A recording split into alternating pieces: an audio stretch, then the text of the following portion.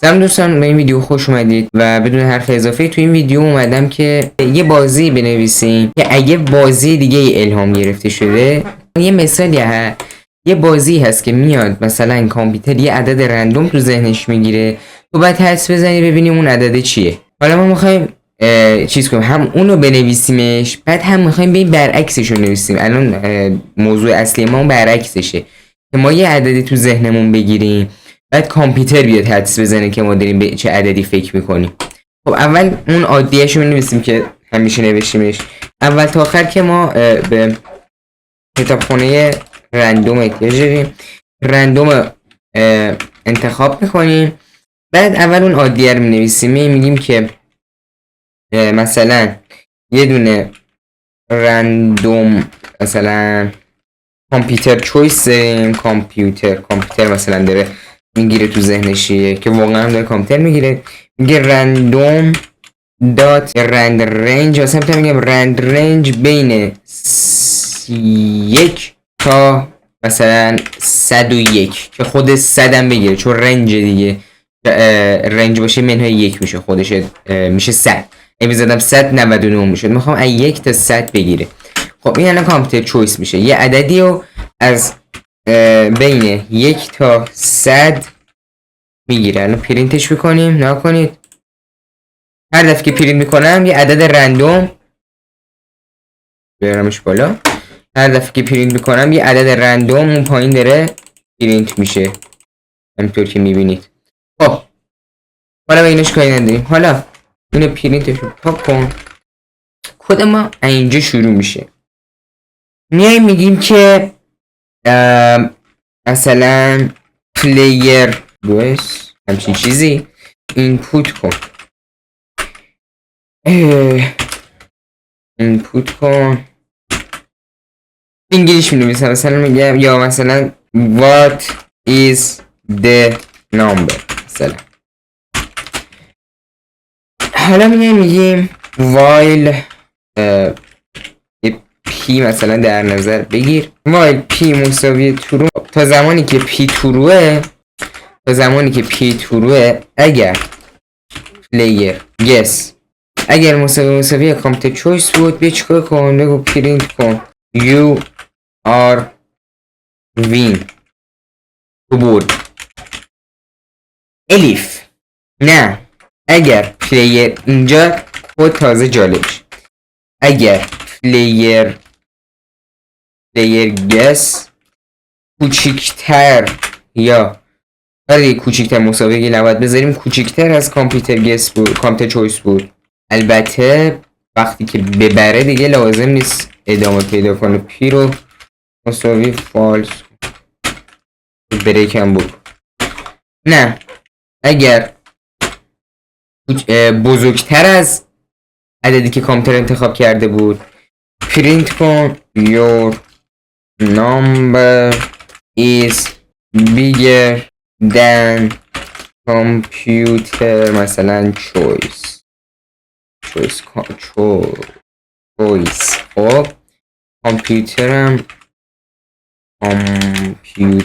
خب کامپیوتر چویس همینو حالا دوباره کپی میکنیم، کنترل سی کنترل وی، اینو میکنیمش کوچیکتر مساوی نداره، اینو میکنیم smaller.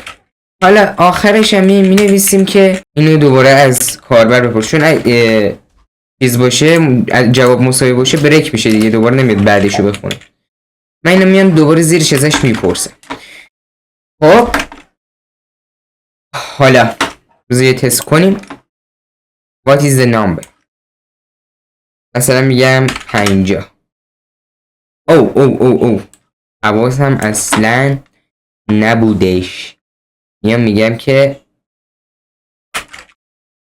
اینت، حواسم نبود اینتیجره، اینو باید بگیم که اینتیجر. خب اینجوری میکنیم و میگیم مثلا 50. میگه your number is smaller than computer choice، عددی که انتخاب کردم از عددی که کامپیوتر گرفته تو ذهنش کوچیک‌تر، مثلا میگم 60. میگه بازم کوچیکه، 70 80. خب بیگر شد. تو همون رنج 70 71 اسمالر 72 73 75 76 78 درست بود. یاروین کامپیوتر عددی که تو ذهنش گرفته بود 78 بود. خب این الان مثال اول بود. مثال اولی بود که همه جا وقتی که داریم زبان برنامه‌نویسی رو یاد میگیریم فکر کنم تو همه زبان برنامه‌نویسی هست، ولی من حالا بیشتر فکر می‌کنم تو پایتون باشه، نمیدونم. ولی این مثال اول بود. خب این مثال اول بود. الان حالا می مثال دوم می‌نویسیم که خودمون یه عدد بگیریم تو ذهنمون، بعد کامپیوتر بیاد حدس بزنه که ما داریم به چه عددی فکر می‌کنیم. این دیگه لازم نیست ازمون بپرسه داری به چه عددی فکر می‌کنی، چون اول تا آخر قراره عدد رو تو ذهن خودمون بگیریم دیگه. خب حالا میایم، حالا اینا رو چیز کردم، توضیحاتش کردم، هشتگ زدم که خودش اجرا نشه. میایم پایین، میایم از ما دیگه نپرسه، نه دیگه لازم نیست ازمون بپرسه که داریم به چه عددی فکر میکنیم، چون که میخوایم تو ذهن خودمون میتونم بپرسه ولی لازم نیست. میام میگم کامپیوتر الان دوباره باید چویس بده دیگه. میام از بالا این کدو کامپیوتر گس ولی باید بکنم چه چویسی گس. حالا نمیدونم گس رو دارم درست مینویسم، حالا ببخشید. میام اینجوری باید بنویسیمش که یه x رو L درش توضیح میدم، x مساوی 0 دیفالت، L مساوی 101 دیفالت. الان بهتون میگم چرا x تا L. الان بهتون میگم چرا. چون که وقتی که کامپیوتر حدس رو میزنه برمیگردونه، ما باید بیایم برگردیم بهش بگیم که عددی که مثلا انتخاب کردی از مال من بزرگتره یا کوچیکتره. اگه بگم بزرگتره x رو میکنم همون عددی که روشه، l هم همون که عددی که هست، بین x و l حدس بزنه. اگه کوچیکتر بشه l رو میکنم اون عددی که حدس زده که بین x و l حدس بزنه. بنویسمش متوجه میشید بهتر. میگم while true هم کی استفاده کنیم مطمئن تره برای من. while true p مساوی true. میگم تا زمانی که p trueه بیا بگو که از کاربر اینپوت بگیر، نه x نه، مثلا بگیم مثلا یه h، حالا نمیدونم چی اسم گذاری کنم ازش، اینپوت is number مساویه با your choice. مثلا حالا حالت برنامه نویسی نوشتمش مساوی زدم، یا میتونم بزنم is your choice. خب if h مساوی مثلا بگیم dot lower که اگه بزرگ کوچیک زد حروفاش بزرگ کوچیک بود کد مشکل نخوره. h dot lower مساوی با yes بود. مثلا بنویس پرینت کن yes، مثلا yes کامپیوتر وین مثلا. خب اگر گفت اینجا کدمون تازه شروع میشه، اینجاش مهمه. بعد بیام البته بریک کنم واسه کد بالا که دیگه نره کد بعدی رو بخونه دیگه. پی رو مساوی فالس کن، بعد یه بریک هم بده، مطمئن باشم که کدو میبره. الیف h dot lower مساویه البته اینو باید بذاریم نو شد، مساوی نو شد، کد اینجا شروع میشه. دوباره میایم یه اچ دیگه مثلا دوباره براش توضیح میدیم این یه تیکه. میایم این دفعه میپرسه از کاربر که کامپیوتر، مثلا میاد میپرسه کامپیوتر choice bigger or smaller than your choice. مثلا میگه که گس، البته گس میگه که حدس کامپیوتر از عددی که تو گرفتی تو ذهنت مثلا بزرگتره یا کوچیکتر. اگر h dot lower مساوی با بیگر شد، بزرگتر بود، کنترل سی کن، کنترل سی، اینو کنترل ایکس کن، بیا اینجا هستن، بیا تو خود چیز اول کد خودش بیا چیز کنه، بیگر بود، بیاد اول خود کد چیز کنه، خودش اتوماتیک چیز کنه، یه عدد رو حدس بزنه. اگر بزرگتر بود، وقتی که بزرگتر میشه الو مساوی کن با کامپیوتر چویس، کامپیوتر گیس. الو بیاره پایین دیگه. الان مثلا دیفالت روی 101 که میشه 100، دیفالت 100 اگر حد زده بود 50، بعد مثلا عددم 40 بود، بدین نره کنید 40، مثلا از 1 تا 40 هی حدس بزنه، از 1 تا 50 هی حدس بزنه. نه الیف h دات لور مساوی با سمالر بود. این دفعه باید بیاد چیکار کنه؟ x رو چیز کنه دیگه، مساوی اون عدده کنه. من میگم x مساوی کامپیوتر گس.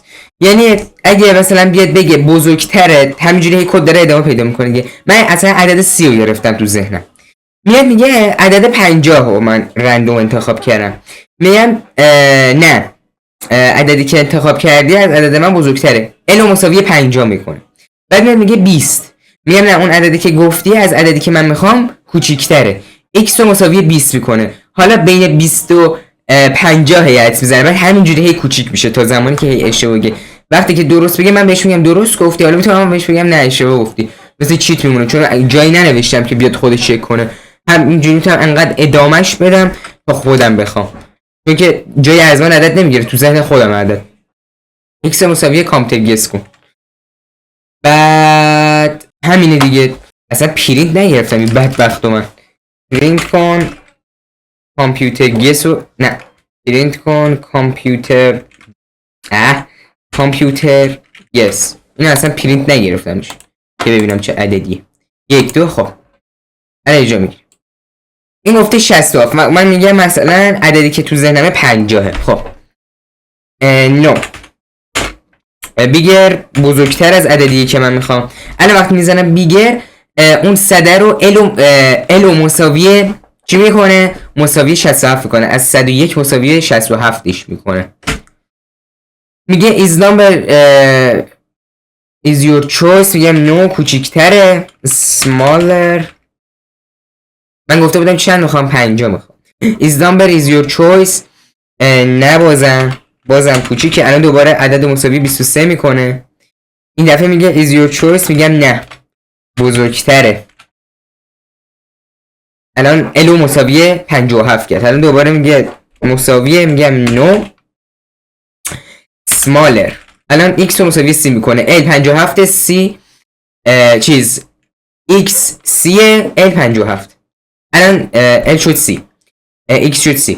الان دوباره اشتباه گفته، میگم نه. الان ال مساویه بعد 56 کنه چون که بزرگ گفته وقتی میگم بیگه. خب 38 نه سمالر 49. آها داره نزدیک میشه. نو سمالر 53 نو بیگر 50. درست گفت. یس کامپیوتر وین. حالا میتونستم بگم الکی نه کرم بریزم، ولی کار داره میکنم. میتونستم او اس هم براش بنویسم، با او اس کار کن که انقدر بلوغ نشه، ولی خب داره کدمون کار میکنه. حالا میتونستم بیام بگم که ال مساوی همون ال واسه همون 100 بمونه، اینجا خودش بیاد ال به علاوه 1 رو چک کنه که دیگه نخوام کار خاصی بکنم. خودمون داره کار میکنه. همین بود. حالا میتونستم با او اس بنویسم انقدر ترمینال کثیف نشه، ولی خب اون خودتون هم میتونید. و امیدوارم خوشتون اومده باشه. خوشتون اومد لایک کنید، خیلی خوشتون اومد سابسکرایب کنید، ما رو شیر کنید و بگید که اصلا ایده داشتید بگید که تو کامنت ها که انجامش بدیم. و تا ویدیو بعدی فعلا خدافظ.